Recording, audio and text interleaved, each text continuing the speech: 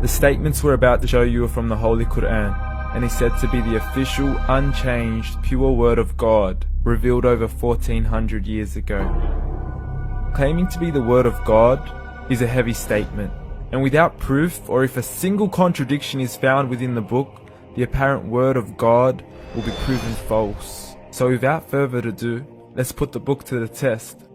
In the 23rd chapter, titled The Believers, from the 12th to the 14th verses, God is said to give a detailed description of how the human being is formed. It begins by saying, "We then placed him as a sperm drop in a place of settlement, firmly fixed. Then we made the drop into a alaqa." We will translate this word very soon. "And then we changed the alaqa into a lump.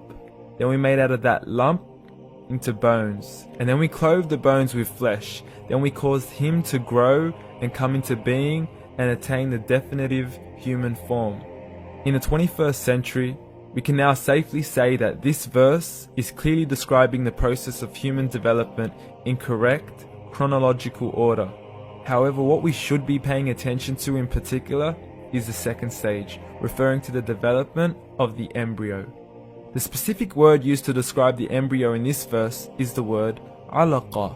The word alaqa, when translated into English, can mean three separate things. Firstly, a blood clot, or to be suspended, that is to be hanging or clinging to something, or thirdly and finally, a leech. Now, all three definitions don't come anywhere near what we perceive to be the human embryo. So, why are these words used, and what significance do they share with the human embryo? Can the embryo be described as a blood clot? Well, what do you think? In the third week of embryonic development, a tubular heart joins with the blood vessels to form a primordial cardiovascular system, and by the end of the third week, the blood is circulating and the heart begins to beat on day 21. The first thing that comes to mind in regards to being suspended or hanging is the umbilical cord. But we can't use that example because we are simply referring to step 2, before the baby has even formed. But we now know today that the umbilical cord is formed from the connecting stalk. And the connecting stalk is formed as soon as the embryo is formed.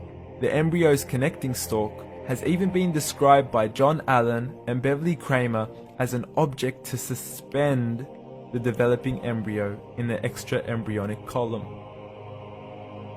So an embryo is suspended and does have a strong resemblance with the blood clot. What on earth would an embryo have to do with a leech? Figure A shows the structure of an embryo at 25 days. Figure B shows a leech.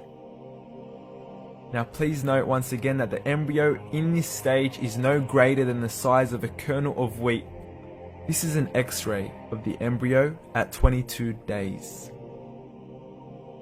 This is the internal structure of a leech. It's mind-blowing stuff, but you still haven't seen anything yet. This is the head of the embryo at 22 days. The detail you are seeing right now is absolutely impossible to be seen with the human eye and can only be seen with a microscope. This is the back end of a leech. There's no other words used to describe this other than mind-blowing. The pictures we have shown you are impossible to be seen with the human eye or even to be predicted by the human mind. Once again, the verses we have shown you were revealed over 1400 years ago to a man who couldn't read nor write. Are these the words of God? Descriptions of the human embryo in the Quran cannot be based on scientific knowledge in the 7th century.